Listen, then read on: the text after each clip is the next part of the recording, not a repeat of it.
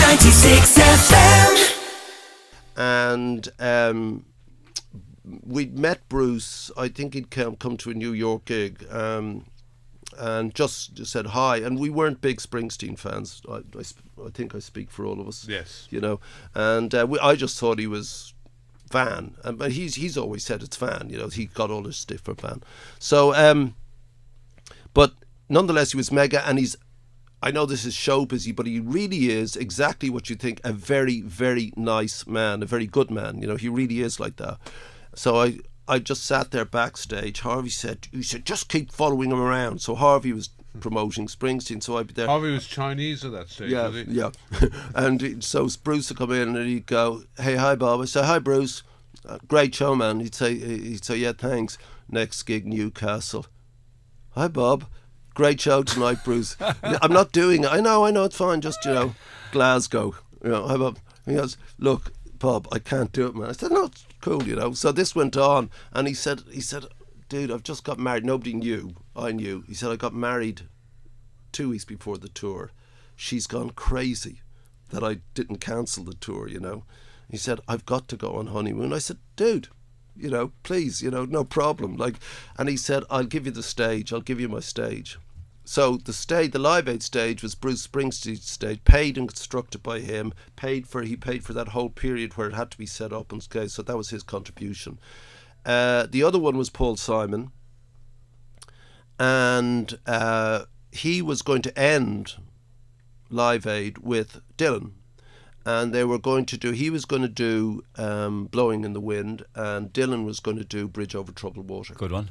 Amazing. Can you imagine that? Yeah. Rock and roll moment. Yeah. What we'd already put Led Zeppelin back together, The Who back together, Sabbath back together. So this was all major news in the States. So I thought, Paul Simon and Bob Dylan, that's a one, you know. He called me up, and he called me up. It's like I'm his mate. I didn't know him at all from Adam, and I'm freaked out that Paul Simon's in my house on the phone 2 a.m. He says, "Hey Bob, it's Paul Simon, and I'm trying to be casual, a major songwriter." And I say, "Hi Paul." I said, "Thanks for doing this, man." He said, "That's why I'm ringing you." He said, "I can't do it." Oh no. Boom, gutted. There goes the big moment. And I said, "Why?" And he said, "I just can't handle Bill Graham. He's a twat." He didn't say twat, he said he's a jerk, And I said, "Well, we know that, I mean, Bill Graham almost ruined.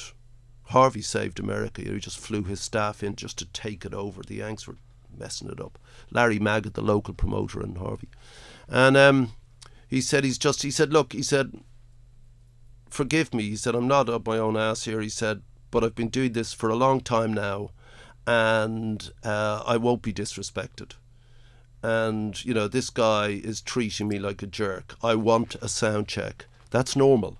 I'm not asking for anything. And I said, but where do you get it, Paul? Because the gig starts at 10 in the morning and goes on to whatever. There was a red light and the green light, and you were on and you were off. He said, okay, I understand that, but, I want to go in the day before and do it. And he said, if I can't, I don't want to do the show, he said. But I want to do the show. I can't. And he says, and he's telling me nobody gets it. You're not getting it. And I said, the way he speaks to me, he said, I won't be spoke to like that by anybody. Yeah. And he said, besides that, I've done it for a long time and I'm Paul Simon. Yeah. No, Yeah.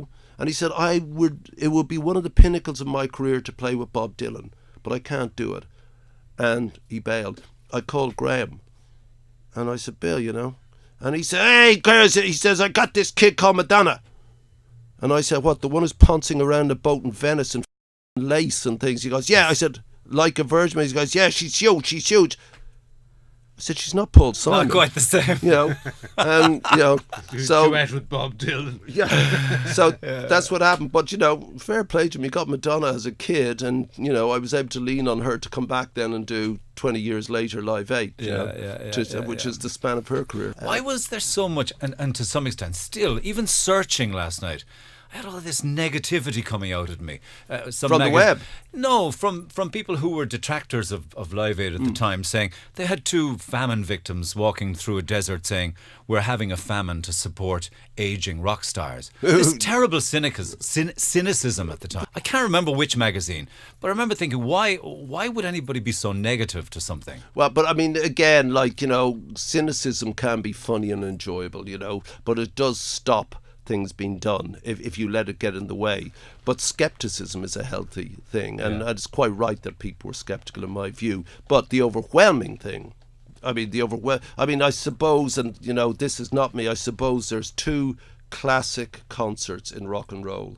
There's Woodstock and there's Live Aid. And both people who were around or even saw the movie or were at the thing remember Woodstock like yesterday. They remember the gigs and all that.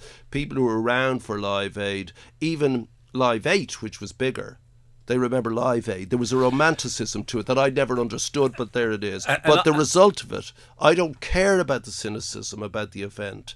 People confused it with a cultural event because it's the musicians. No, for me it was a political event. It was raised the political lobby for change because hunger is simply a symptom of an empirical economic condition called poverty. Being empirical, it can be resolved, and the way to resolve poverty is through politics and economics. Raise the lobby and get the product of that lobby, the cash, to immediately stop as many people dying as possible. It worked. That's it. So there's the end of cynicism. And I could spend the day looking at it from that aspect, but I know because you talk that a lot, but that really wasn't my agenda. I mean, without wanting to sound overly simplistic, but on the day, and I don't mean to be simplistic, who stole the show? Do you think? Queen. Oh man, you didn't think U2 doing bad with that kind of impromptu thing with Bono? No. Queen. I'm surprised you would say that. No, by a million, zillion, quintillion miles, the least likely band in my imagination. We all just went, fantastic. what? Corks 96 FM.